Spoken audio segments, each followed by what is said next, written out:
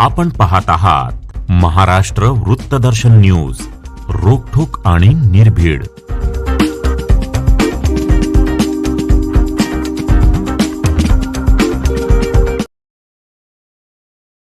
वंचित बहुजन आघाडीचे नेते सुजाताबाई आंबेडकर यांच्या उपस्थितीत 9 ऑगस्ट 2026 रोजी मिरजेतील बालगंधर्व नाट्यगृहामध्ये भव्य मेळाव्याचे आयोजन करण्यात आले आहे.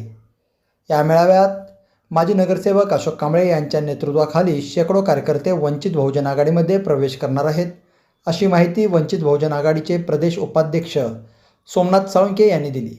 मिरजमध्ये सोमनाथ साळुंखे हे प्रसारमाध्यमांशी बोलत होते. यावेळी जिल्हाध्यक्ष क्षेत्रप्रमुख नितीन सोनवणे, माजी नगरसेवक अशोक कांबळे, नजीर झारी, डॉक्टर रविकुमार गवई, भास्कर जगताप, आनंदा हातेकर, प्रमोद वायदंडे, सागर दरबारे, शब्बीर चिवळेकर, नंदू कांबळे, अल्ताफ खतीब, सूर्यकांत कुकडे आणि चंदाताई साबळे यांच्यासहित पदाधिकारी उपस्थित होते. लोकनेते माजी महापौर कलाकथित विवेक कांबळे यांचे मानसपुत्र पॅन्थर योद्धा आणि माजी नगरसेवक अशोक कांबळे यांनी वंचित बहुजन आघाडीमध्ये पक्षप्रवेश केला असून त्यांच्या या पक्षप्रवेशामुळे Republican Party of India Athawale पक्षाला मोठा हादरा बसला आहे.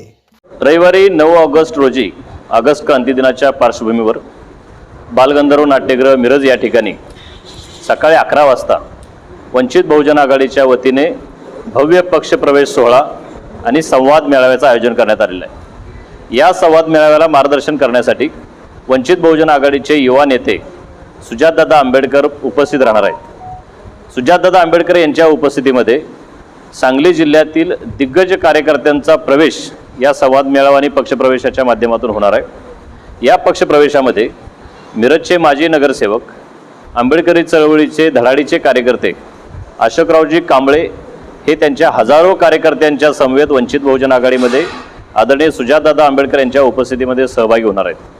त्यांच्या समवेत बरेचसे माजी सरपंच, ग्रामपंचायतीचे सदस्य, आंबेडकरी चळवळीमधील कार्यकर्ते या कार्यक्रमामध्ये सहभागी होणार आहेत. सांगली जिल्ह्यातील नागरिकांना आवाहन करतो की 9 ऑगस्ट रोजी होणाऱ्या या कार्यक्रमामध्ये हजारोंच्या संख्येने आपण उपस्थित राहावे आणि या कार्यक्रमाचा लाभ घ्यावा. या पक्षप्रवेशाच्या माध्यमातून मिरज विधानसभा आणि सांगली जिल्ह्यातील सर्वच निवडणुकीच्या पार्श्वभूमीवर वंचित बहुजन आघाडी सक्षमपणे या सांगली जिल्ह्यामध्ये राजकीय पर्याय उभा करेल ही अपेक्षा आम्हाला आहे, ही खात्री आम्हाला आहे. आगामी 2029च्या विधानसभा आणि लोकसभा निवडणुकीच्या पार्श्वभूमीवर पक्ष संघटना भक्कम करणे, एक कृती कार्यक्रम घेऊन आम्ही निवडणुकीच्या तयारीला लागतोय आणि त्याचाच एक भाग म्हणून अशोकरावजी कांबळे यांचा प्रवेश या ठिकाणी संपन्न होतोय. निश्चितपणे येणाऱ्या निवडणुकीमध्ये वंचित बहुजन आघाडी विधानसभा आणि लोकसभेमध्ये उज्ज्वल यश संपादन करेल अशी खात्री आम्हाला आहे.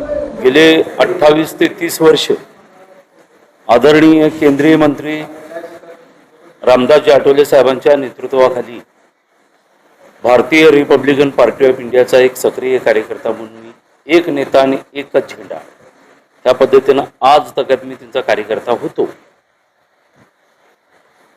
जसं 15 वर्षापाठीमागे मी साहेबांना सातत्यानं सूचना करत होतो, साहेब सत्ता बदलली परंतु व्यवस्था बदलली नाही. त्या व्यवस्थेच्या माध्यमातून आज जर आपण सत्तेत आहोत, परंतु फुले शाहू आंबेडकर चळवळीतला ह्या सर्व या कार्यकर्त्यांना न्याय मिळत नाही. 18 पगड 12 बलुतेदारांना न्याय मिळवण्यासाठी आपण सामाजिक न्याय मंत्री आहात.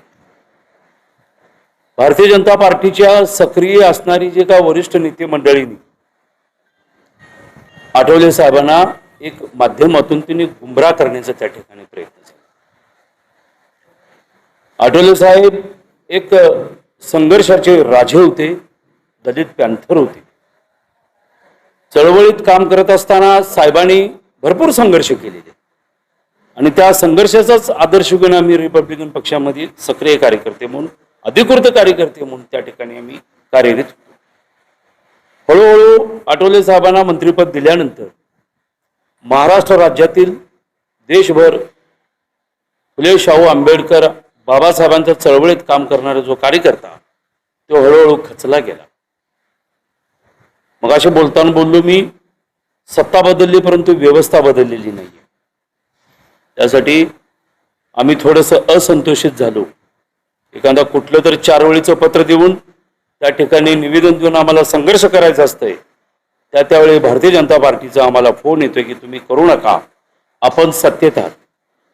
म्हणून ह्या चळवळीतल्या कार्यकर्त्यांना मरगळ आल्यानंतर बरेच कार्यकर्ते आम्ही म्हणून ठरवलोय या सांगली जिल्ह्यामध्ये.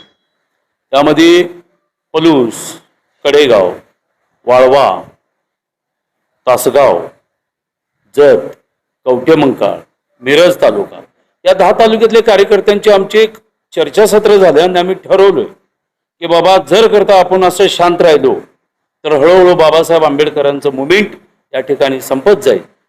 म्हणून ही सर्वांनी मिळून घेतलेला निर्णय आहे. मी एकटाच पक्षप्रवेश करतोय अशातला भाग नाहीये.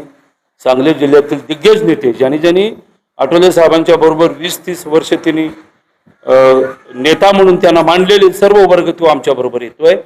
आणि यानंतर बाबासाहेबांनंतर माझ्या निदर्शनासमोर बाळासाहेबच दिसतात. कारण का वंचित बहुजन आघाडी हा आंबेडकर मुवमेंट चालवणारा चांगला पक्ष आहे. या पक्षामध्ये मी कार्यकर्ता म्हणून सक्रिय होणार आहे. 9 तारखेला सुजातबाई आंबेडकर साहेब येणार आहेत. त्या दिवशी माझा पक्षप्रवेश आहे. आता झालेलाच आहे, परंतु त्या दिवशी पक्षात मी सक्रिय अधिकृत म्हणून मी कार्यकर्ता त्या ठिकाणी जी जबाबदारी माझ्यावर देतील त्या पद्धतीने मी कार्य करायला तयार.